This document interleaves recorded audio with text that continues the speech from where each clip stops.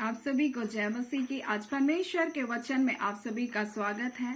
परमेश्वर पिता आज अपने वचनों के द्वारा आप सबको बहुत ऐसे आशीष को दे।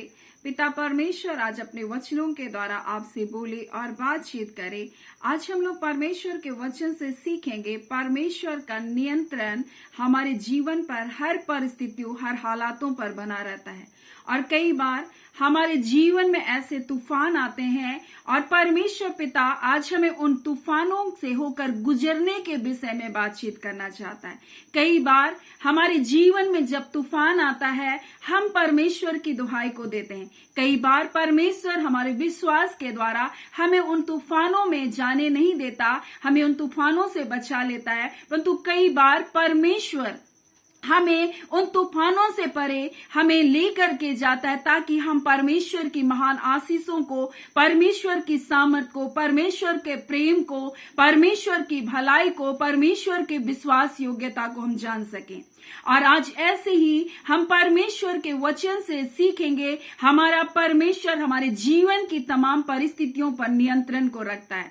और ऐसी एक घटना हमको प्रेरितों के काम में मिलती है जो हमको 27 अध्याय में, और यहाँ पर इस प्रकार से पौलुस के साथ और कुछ बंदियों को अगस्तुस कैसर के एक पलटन के सरदार के हाथों में सौंपा गया और ये लोग रोम की यात्रा के लिए जहाज पर चढ़े।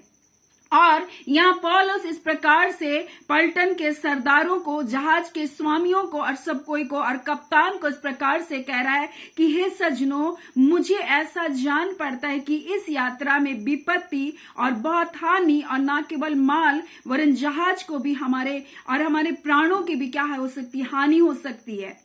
और कई बार परमेश्वर के लोग इस बात को जानते हैं कि हम जब इस कार्य को कर रहे इससे मेरा नुकसान होगा, ये बातें हमारे जीवन के लिए हानिकारक है। लेकिन कई बार परमेश्वर हमें ऐसे परिस्थितियों से भी होकर गुजरने देता है। परमेश्वर हमको उनसे बचा भी सकता है, परंतु परमेश्वर अपने प्रेम की भलाई को हमें दिखाना चाहता है, अपनी सामर्थ को हमारे जीवन में दिखाना चाहता है। और पौलुस इस बात को जान रहा था कि ये जो यात्रा है, ये यात्रा हमारे लिए जोखिम का कारण होगा, जहाज के लिए भी ये क्या है, नुकसान हो जाएगा बोलता है, और हमारे प्राणों की भी इसमें हानि हो सकती है। लेकिन किसी ने उसकी बात पर ध्यान नहीं दिया, किसी ने उसके बातों को महत्व नहीं दिया, क्योंकि उसके पास ऐसे लोग जो उपस्थित थे जो बहुत विशेषज्ञ थे, जो बहुत जानकार थे और जिनको समुद्र के बारे में, यात्रा के बारे में, जहाज के बारे में,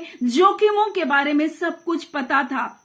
इसलिए वो पौलुस की बातों पर ध्यान नहीं दिया। और इस प्रकार से लिखा है, परंतु सूबेदार ने पौलुस की बातों से कप्तान और जहाज के स्वामी की बातों को बढ़कर माना। यानी उन्होंने पौलुस की बातों को कम जाना और उन्होंने क्या देखा कि यहाँ पर कप्तान है और जहाज का स्वामी, उनकी बातों को बढ़ करके माना।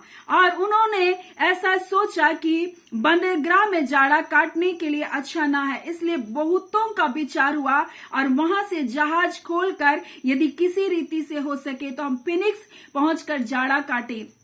और उन्होंने बहुतों का विचार को लिया कि मुझको कैसे इस जहाज को लेकर दूसरे बंदरगाह में लेना चाहिए। उसको बहुतों ने बहुत सारे क्या किया, सूबेदार को बहुत सारे लोगों ने क्या किया, वहां पर उनको एक जानकारी को दिया, हम कैसे यहां से निकल सकते हैं, कैसे हम आगे बढ़ सकते हैं। ऐसे बहुत सारे एक्सपर्ट उनके साथ मौजूद थे। बहुतों की बातों को उसने सुना, लेकिन जिसकी बात उसे सुनना था उसने उसकी बात को नहीं सुना। उसने पौलुस जो परमेश्वर का भय मानता था, वो जो परमेश्वर का दास था, उसकी बातों को उसने नहीं सुना। और उन्होंने उन जहाज के स्वामी की बात सुना, बहुतों का विचार को प्राप्त किया, उन्होंने कप्तान की बातों को सुना और वहां से उन्होंने जहाज को खोला। लेकिन आगे चल करके हम देखते हैं कि उस जहाज में अचानक से आने वाली, भूमि की ओर से आने वाला एक तूफान यूरिक्लीन आया। एक बड़ी आंधी के साथ वो तूफान उनके जीवन में आया और जहाज पर वो लगा और जहाज बड़ी आंधी के कारण उसके सामने ठहर ना सका। यानी कि इस प्रकार से लिखा है, वो थोड़ी ही देर में, यानी बहुत ज्यादा देर नहीं हुआ था कि वो जब आगे बढ़े, अपने जहाज को खोले और थोड़ी ही देर में वहां से भूमि की ओर से एक बड़ा तूफान आया। उस तूफान का नाम था यूरिक्लीन, जिसका अर्थ होता है थोड़ी देर में जमीन की ओर से आने वाला तूफान। और अचानक ही वो तूफान उनके जहाज पर आया और उनका जहाज उसके सामने ठहर नहीं सका। और ऐसा होने लगा, लोग अपनी योजना को लगाने लगे, लोग अपने कार्य को करने लगे, लेकिन वो जहाज टिक नहीं रहा था। वहां मल्लाहों ने अपनी योजना को बनाया, वहां पर कप्तान ने अपनी योजना को बनाया, लेकिन जहाज टिक नहीं रहा था। वो तूफान में और फंसता चला जा रहा था। तब उन्होंने क्या किया, जितने भी सामान जहाज में थे सबको फेंकना प्रारंभ किया। उसके बाद जितने साज सज्जा के सामान थे सबको फेंकना प्रारंभ किया। फिर भी वो तूफान नहीं ठहर रहा था, वो तूफान कम होने का नाम नहीं ले रहा था। उनका जहाज टूटने की हालत में आ गया। तब बहुत दिन हो गए और पौलुस जो जहाज में था वो क्या क्या बैठा बैठा सब कुछ देख रहा था और उन्होंने उनकी बातों को नहीं माना, इसलिए वो चुपचाप शांत उन परिस्थितियों को देख रहा था। और वैसे ही परमेश्वर आज अपने लोगों से कहना चाहता है, जब आपकी जिंदगी में ऐसा तूफान आएगा, लोग आपकी बातों को नहीं सुनेंगे, लोग आपकी बातों को नहीं समझेंगे, आपको ऐसे तूफान में आपको क्या करना है, आपको शांत रहना है। परमेश्वर का वचन कहता है, जो यहोवा की बाट को जोते वो उकाब के समान उड़ेंगे। परमेश्वर का वचन कहता है, जब तूफान आता है हम देखते हैं उकाब प्रयत्न नहीं करता, उकाब उन तूफानों से लड़ता नहीं, परंतु अपने पंख को क्या करता है, फैलाता है और हवा के हाथों अपने आप को सौंप देता है और हवा उसको, वो तूफान उसको ऊंचाई तक लेकर चले जाता है और तूफान उसको उठाता है और उसको क्या करता है, ऊंचाई पर ले चलता है। वैसे ही परमेश्वर आज अपने वचनों से कहना चाहता है, हो सकता आपके जीवन में ऐसा तूफान है जहां लोग आपकी नहीं सुन रहे। आपने लोगों को कहा कि ये बातें हमारे नुकसान के लिए, लोगों ने आपको उस तूफान में क्या कर दिया, फंसा दिया। अब आप क्या करेंगे, आप भी पौलुस की तरह करें। आप अपने आप को शांत छोड़ दे परमेश्वर के हाथों में। वो परमेश्वर है, इन तूफानों में आपको क्या करेगा, उठाएगा। और परमेश्वर आपको क्या करेगा, आप परमेश्वर के हाथों में सौंप दे। परमेश्वर आपको उन तूफानों के द्वारा आपको जहां पहुंचना है, परमेश्वर आपको उन तूफानों के द्वारा परमेश्वर उस स्थान पर आपको पहुंचा देगा। जैसे उकाब करता है, वो हवाओं के विपरीत लड़ता नहीं, वो अपने पंखों को फैलाता है और हवा के अनुसार अपने आप को छोड़ देता है और वो हवा उसको उड़ा करके क्या करती है, ऊंचाई तक ले जाती है। वही बात परमेश्वर आज अपने बच्चों से कहना चाहता है, तुम यहोवा की बाट जोहने वाले बन जाओ। ये तूफान आ रहे हैं हमारी जिंदगी में, ये तूफान हो सकता है आपको लग रहा है नष्ट कर देगा, लेकिन मैं आपको कहना चाहती हूं, परमेश्वर हर एक तूफान के ऊपर नियंत्रण को रखता है। आपको लगेगा, आप प्रार्थना भी करेंगे, आपसे कुछ होता हुआ दिखेगा भी नहीं, लेकिन फिर भी आप परमेश्वर के हाथों में सौंप दे। कई बार परमेश्वर हमारे विश्वास के द्वारा हमको परीक्षाओं से बचाता है, परंतु कई बार परमेश्वर हमको आग के भट्टे में भी जाने देता है और आग का भट्टा आपका नुकसान नहीं करेगा। हाँ, एक काम को करेगा। जब सदरक मेशक अबेदनगो को आग के भट्टे से होकर गुजरना पड़ा, उस आग के भट्टे में ये काम हुआ कि उसको बंधनों में बांध कर तो डाला गया था, परंतु जब निकले तो बंधन उनके हाथों से टूट चुका था। आज वही काम परमेश्वर आपके जीवन में करना चाहता है। परमेश्वर कहना चाहता है, ये तूफान आपके जीवन में आ रहा है। लोगों को आपने कहा ये बातें करेंगे तो हमारे जीवन में तूफान आएगा, लेकिन उन्होंने आपकी बातों को नहीं सुना। आप भी उस तूफान में हैं और लोग भी उस तूफान में हैं, लेकिन आप में और उनमें एक फर्क है। आप परमेश्वर के ऊपर भरोसा रखने वाले लोगों, आप पौलुस की तरह बहुत दिन तक उसने उन सब बातों को देख रहा है जो लोग प्रयत्न कर रहे हैं, जो उन पर अपने हाथ पैर को मार रहे, वो अपने योजनाओं को बना रहे, लेकिन तूफान तो तूफान था, वो उसको नष्ट करने आया था, वो जहाज को तोड़ने के लिए आया था। और यहाँ पौलुस चुपचाप था, परंतु एक बार वो खड़ा हुआ और इस प्रकार से बहुत दिन के बाद वो खड़ा होकर इस प्रकार से कह रहा है। पौलुस उनके बीच खड़े होकर कहा, हे लोगों, चाहिए था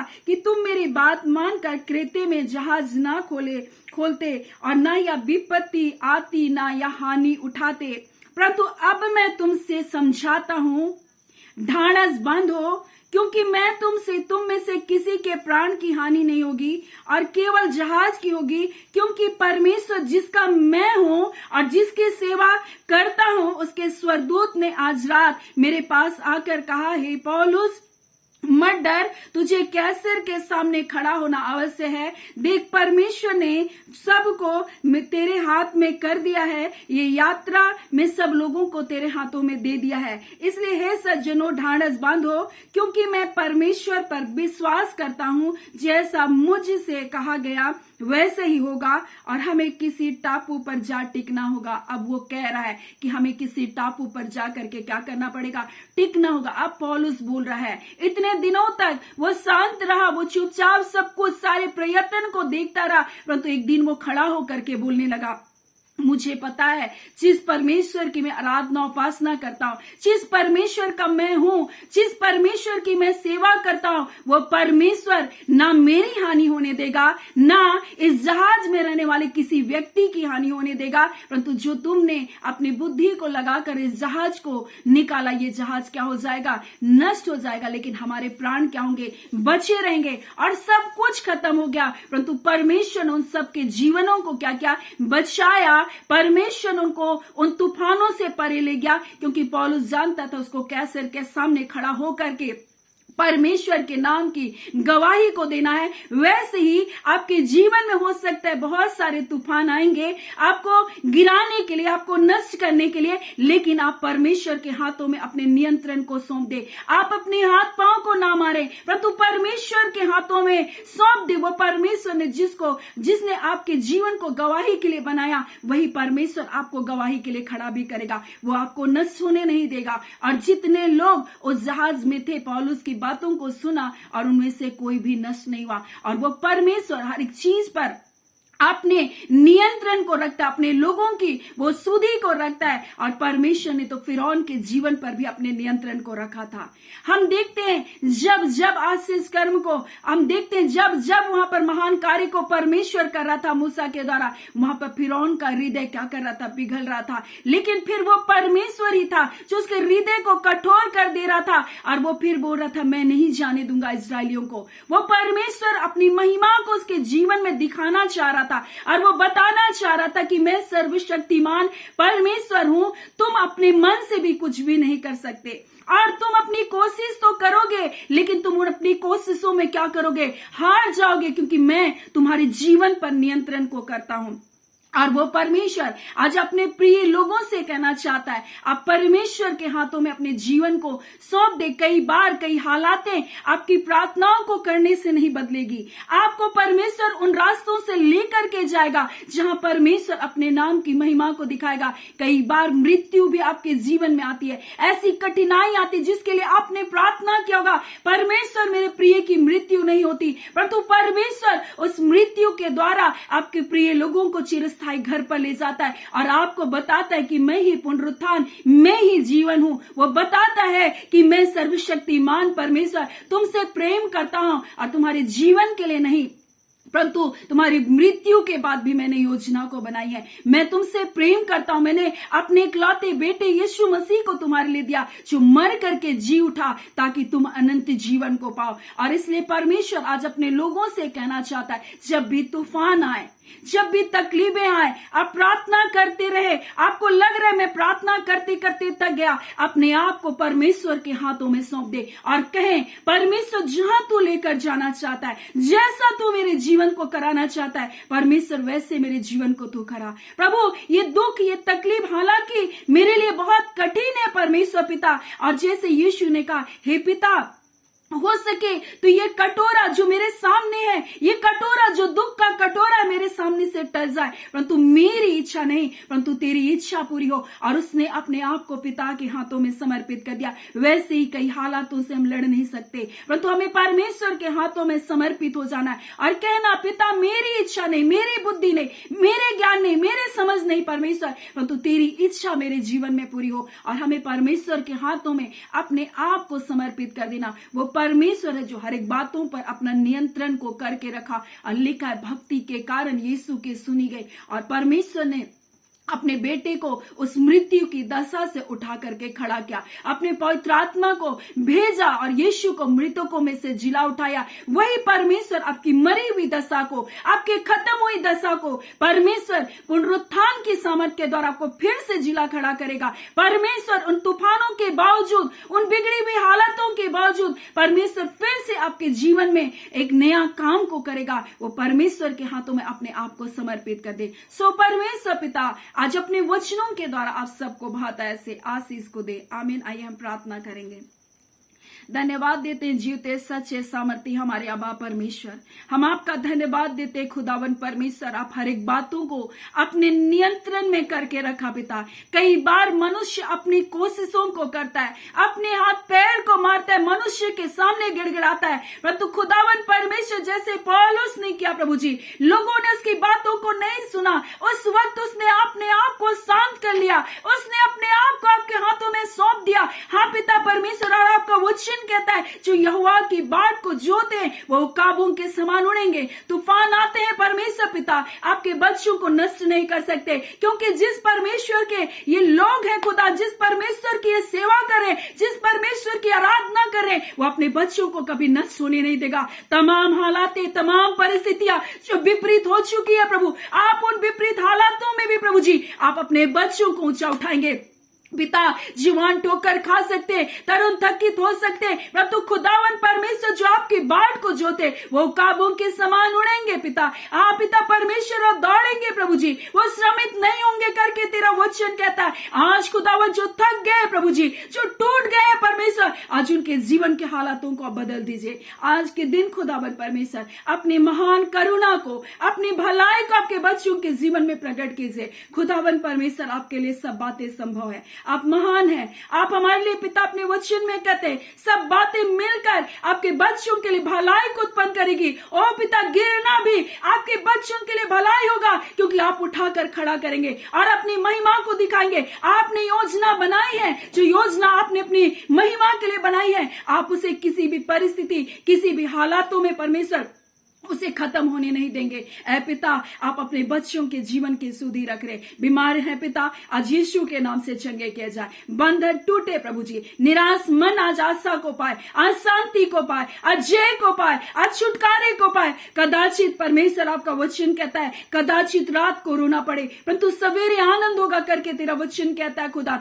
आज आपके वचन के अनुसार खुदा आपके प्रिय लोगों को, आंसुओं को प्रभु जी आप नृत्य में बदल दीजिए, आनंद और हर्ष की बातों को सुनाइए। जो हड्डियां टूट गई है प्रभु जी, जो जीवन टूट गया है खुदा, आज उनके जीवन में परमेश्वर अपनी करुणा को प्रकट कीजिए, अपनी भलाई को प्रकट कीजिए। आप हमारे पिता हैं, आप अपने बच्चों को उनके मांगने से बढ़कर देने वाले परमेश्वर हैं। हम आपका धन्यवाद करते हैं, हम आपको सारी आदर महिमा देते हैं अबा परमेश्वर पिता। ये प्रार्थना आपके बेटे यीशु मसीह के नाम से हम मांगते हैं। दया सुने, अनुग्रह से ग्रहण कर लीजिएगा। आमीन। परमेश्वर पिता आप सबको बहुत ऐसे आशीष को दे। आमीन।